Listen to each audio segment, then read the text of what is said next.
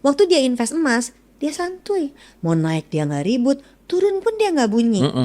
Naik dia nggak jual, turun dia mungkin belum tentu beli. Investor saham, lu kan dua-duanya invest di emas dan saham ya. Saham, waktu naik kita ribut, waktu turun kita rusuh. Ini orang yang sama, Ron. Itu gue dan elu beli produk yang berbeda. Tabiat kita di produk itu nggak sama. Betul. Di Indonesia investor emas ini nggak ribut naik turun. Tapi di Cina waktu harga emasnya tinggi, orang execute jual loh. Iya, dan nggak bisa. Jadi platform digital tuh ada yang ambruk gara-gara Betul. orang execute. Di Indonesia enggak. Waktu harga emasnya naik pun dia keep. Berarti kan ini tabiatnya nggak sama nih, perilaku yang berbeda. Jadi kita nggak bisa bilang ini aman nih. Belum tentu. Kalau mau untuk pertumbuhan ya udah invest aja emas terus bersama dengan konsekuensinya.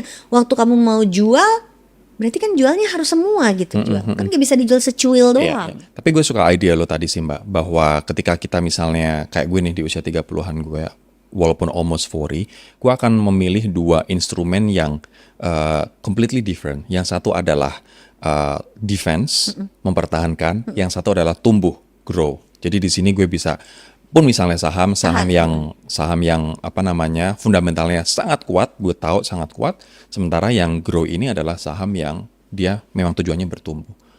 Lebih aman lagi kalau misalnya ini ya deposito atau tadi. Dan lu juga punya emas kan. Jadi artinya gini loh, diversifikasi itu harus terjadi, harus dilakukan. Kita tuh nggak harus setia sama produk. Ya. Setia tuh sama pasangan. Sama Tuhan juga ya Mbak. Cinta tuh sama negara gitu kan. Waduh. Gak sama produk gitu. Ya. Iya kan, gak sama produk. Jadi ketika orang yang suka banget saham, bu kalau emang udah gak cocok gak apa-apa, lu pisahin deh. Iya. Jadi akhirnya mari kita memilih produk dan diversifikasi. Jadi ada produk emas buat apa, sesuai fungsi. Emas buat apa, deposito. Kan selalu deposito udah gak penting. Tetap penting gue bilang. Karena kalau ada apa-apa itu pegangan lo. Betul. SBN tetap penting karena itu ada apa-apa dia yang resikonya paling rendah.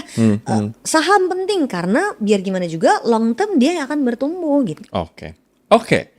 Mbak Wian, kita sekarang ada di segmen Rapid Fire Questions. Gue akan tanya cepat, lo jawab cepat ya. Aku takut. Ini jawabnya komedi atau serius? Dua-duanya. Merusak segmen. Dua-duanya. Oke. Tapi kita nanti akan elaborate some questions along the way ya. Lebih penting mana? Nabung dulu atau investasi dulu Mbak? Nabung dulu.